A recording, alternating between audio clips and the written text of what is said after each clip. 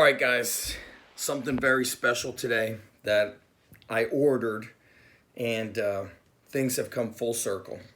Check out this book, Super High Intensity Bodybuilding. On the cover is Jim Hellwig, aka the Ultimate Warrior. Now, when did I get this book? This book was for my 14th birthday, December 4th, 1989. Full disclosure, I knew my parents bought it for me. They bought me Super High Intensity Bodybuilding and the other book, High Intensity Bodybuilding. And I knew they bought it for me, and they had hid it in their closet. So I was already reading it before my birthday. Just putting it out there, just being honest. Who would have known that, after age 13, then go all the way to, my mid-30s, I would work and become close friends with the Ultimate Warrior, with Warrior Man. And so this book was one of the early influences into my bodybuilding. Granted, it was not the correct stuff, or I didn't really take it all in correctly for sports performance. So I'm going to kind of flip through this a little bit. I remember just this cover was super inspiring, seeing the Ultimate Warrior all ripped up and jacked on this. And this book was all about intensity.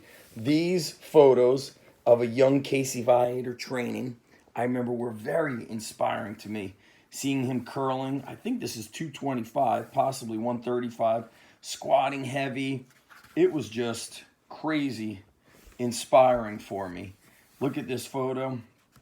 You've got Mike Menser and one of the Barbarian brothers.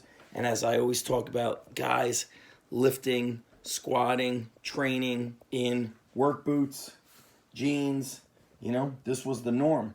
You could see these Olympic standard barbell. I think those were Ivanko plates.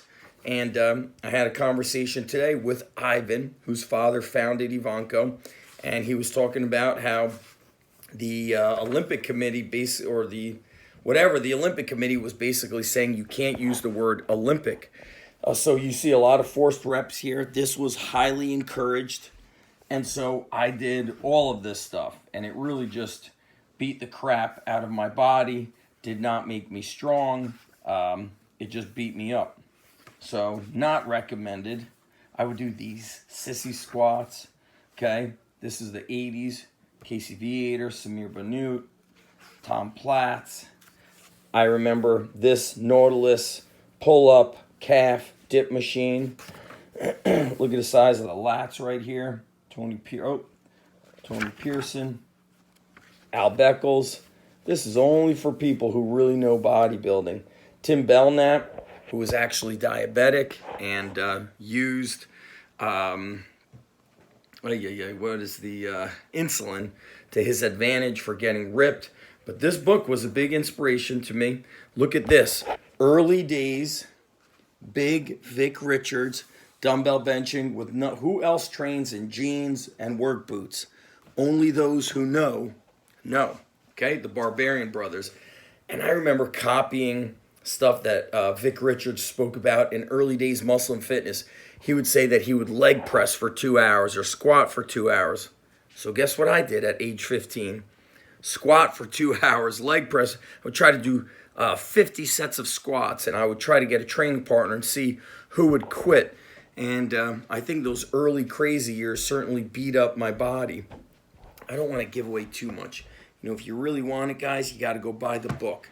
And so, speaking today with Ivan from Ivanko, we're talking about how we would get information, which much different in the manner that people got information or get information today, right? So I would call up Louis Simmons every week, spend an hour or 45 minutes on the phone with him.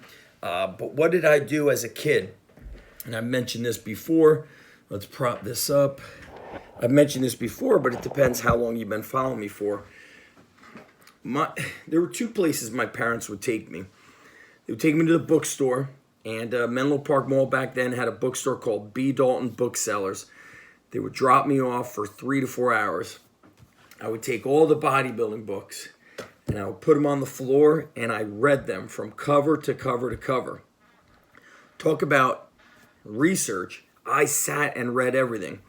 Then when I would be back in the gym, next day, I would experiment those training methods on myself and anybody who would train with me. Sorry. People would not be able to leave the gym when they would train with me. Crazy high volume workouts, forced reps, drop sets, supersets, just trying to figure things out. So I would spend hours in the bookstore. My parents would go shopping and do whatever else they did at the mall, go out to eat without their son. And I would just, invest my time and energy in these books. I guess the way I read books is the way kids scroll up and down through Snapchat and Instagram. Except for me, I was learning. I got better from it because I still use things that I've learned from these books, whether they were the right or wrong things. I've learned how to train, how to coach.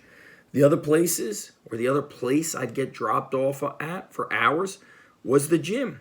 So I would bring my book bag with me. If I finished working out, I always had a job, so I always had money so I could buy a shake from the juice bar. I could do my homework at the juice bar. I remember my parents dropped me off at the gym. There was a payphone there, and I would call them, or they would say, hey, we'll be back in 3 or 4 hours. We're doing our food shopping, clothing shopping, XYZ. So I remember training at the gym and then going on the stationary bike and pedaling on the stationary bike for a marathon for 26.2 miles. And nobody had to tell me to do that. Nobody had to tell me to do extra, to do more. That's a big thing that's missing today, as well as the history behind things. To me, the craziest thing here is this book, Super High Intensity Bodybuilding. I got it December of 1989. When I became friends with the Ultimate Warrior and when he spoke at the first and only Underground Strength Conference, I believe that was 2012. It was the summer before Hurricane Sandy. And who would have known? Buying this book and then becoming close friends with the Warrior Man. And so I encourage everybody to go pick up these old bodybuilding books and learn from them. My buddy Jonas, who I've done a lot of my Strong Life podcasts with, if you go to my website and type in Real Talk, he actually trains at a high-intensity gym, and they take him through these workouts with these one all-out set of exercises. And so this stuff is great because it's also a trip back in time. So super inspiring. So that's it, guys. If you want more stories, lessons that are training-based and history-based, go to zachstrength.com. If you're watching this on YouTube, make sure you leave a comment below. Make sure you like this video and make sure you subscribe. And share it with a friend. Share it with other friends who love to train. This is a awesome book. I've got tons of videos. So like, comment, subscribe. Boom. See you later. Get your free strength training courses from zachstrength.com.